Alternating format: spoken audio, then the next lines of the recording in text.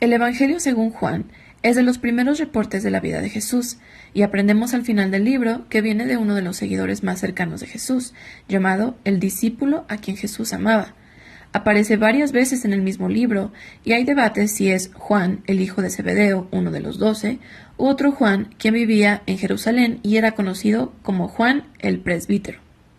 El Juan que haya sido, el libro es su testimonio personal, y ha sido diseñado de una forma impresionante, con un propósito claro que escribe al final del libro. Dice, pero estas se han escrito para que creáis que Jesús es el Cristo, el Hijo de Dios, y para que creyendo tengáis vida en su nombre.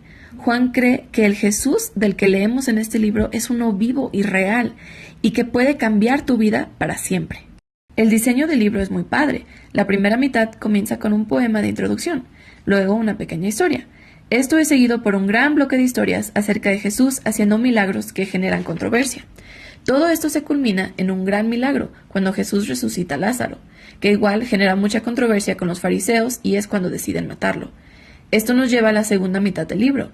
Estos capítulos se concentran en la última noche de Jesús y sus últimas palabras a sus discípulos, después su arresto, juicio, muerte y su resurrección.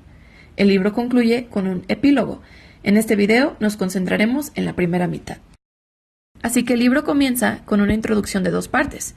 Primero un poema que empieza en el principio era el verbo, una comparación obvia a Génesis 1, donde Dios creó todo con sus palabras. Ahora, las palabras de una persona son distintas a ella, pero de igual manera representan el pensamiento y la voluntad de esa persona.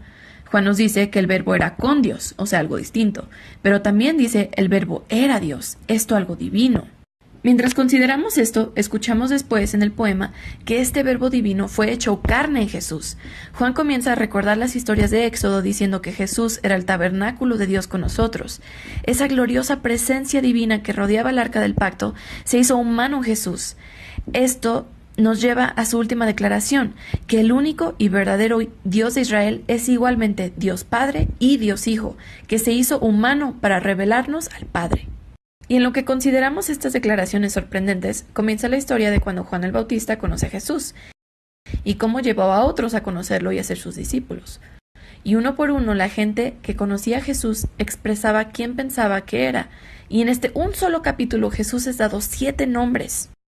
Estos nombres nos preparan con el amor de Juan del número 7, al diseñar este libro, pero también hacen una declaración, que este Jesús completamente humano de Nazaret, el rey mesiánico, es el maestro de Israel y es el Hijo de Dios que moriría por los pecados del mundo. Ahora, esta es una gran declaración sobre una persona. Entonces Juan continúa apoyando todo esto con las siguientes historias en los capítulos 2 al 12. Todas tienen el mismo patrón básico. Jesús mostrará una señal o hará una declaración de sí mismo, y esto resultará en una mala interpretación o controversia. Así que al final de cada historia la gente es obligada a tomar una decisión acerca de quién piensan que es Jesús. La primera sección muestra a Jesús enfrentando a 4 instituciones judías básicas, y en cada caso él muestra que él es la realidad a la cual estas instituciones se dirigían. Jesús está en una boda y se acaba el vino. Así que Jesús convierte unas grandes tinajas de agua, como 450 litros en total, al mejor vino. Y el maestresala lo prueba y le dice al esposo, «Tú has reservado el buen vino hasta ahora». Juan llama a este milagro la primera señal de Jesús. En otras palabras, es un símbolo que nos revela algo acerca de Jesús.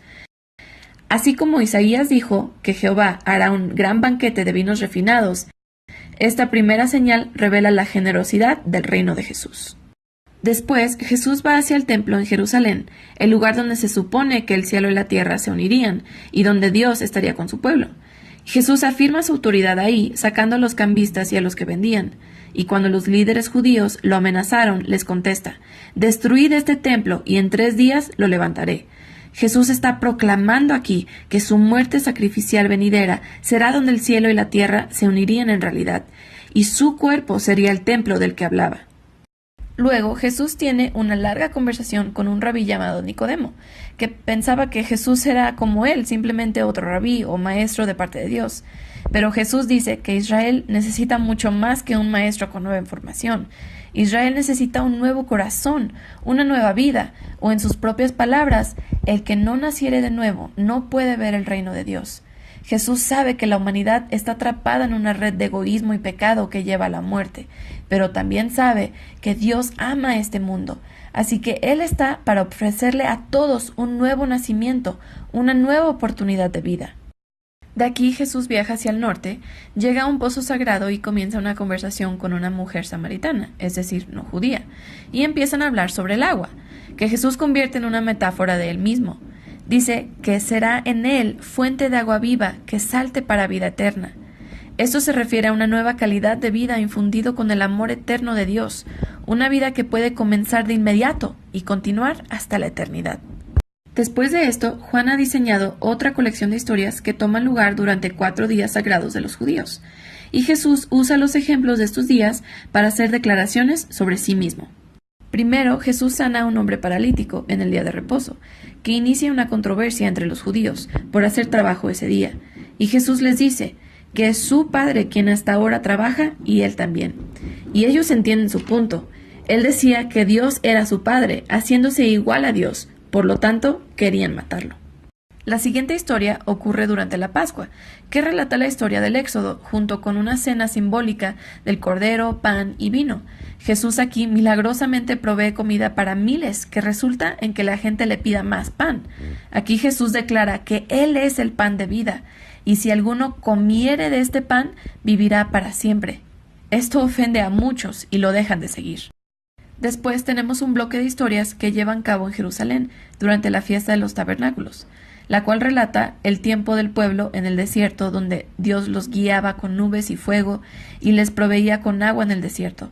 Aquí Jesús se pone de pie en el templo y dice: si alguno tiene sed, venga a mí y beba. Después también dice: yo soy la luz del mundo. Él se dice ser la presencia iluminadora de Dios y el regalo que salva vidas. Algunos le creen y le siguen, otros son ofendidos y aún otros quieren matarlo por estas declaraciones. La historia final ocurre durante Hanukkah, que quiere decir rededicación.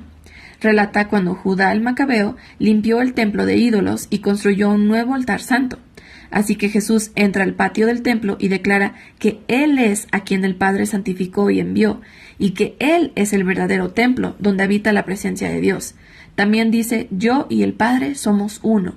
Esto enoja mucho a los fariseos, tanto que lo quieren matar, pero Él escapa y sale de la ciudad. Todos estos conflictos culminan con una última señal milagrosa. Jesús escucha que su buen amigo Lázaro estaba enfermo, pero su familia vive cerca de Jerusalén, que ahora es peligroso para Jesús. Ahora Jesús podría mantenerse lejos y a salvo, pero él ama a Lázaro. Así que cuando Jesús escucha que Lázaro ha muerto, va a levantarlo de la muerte, lo resucita y lo saca de su tumba sabiendo que le costaría su propia vida. Noticias de este gran milagro se esparcen rápidamente, y así como Jesús sabía qué pasaría, los fariseos comenzaron el plan para asesinarlo. Aquí Jesús entra a Jerusalén como el rey de Israel, rechazado por sus mismos líderes. Entonces aquí termina la primera mitad de Juan, con una historia de Jesús dando su propia vida por amor a su amigo. Esto, por supuesto, es una señal de lo por venir en la cruz, que veremos más en el siguiente video. Pero hasta ahora, esta es la primera mitad del Evangelio de Juan.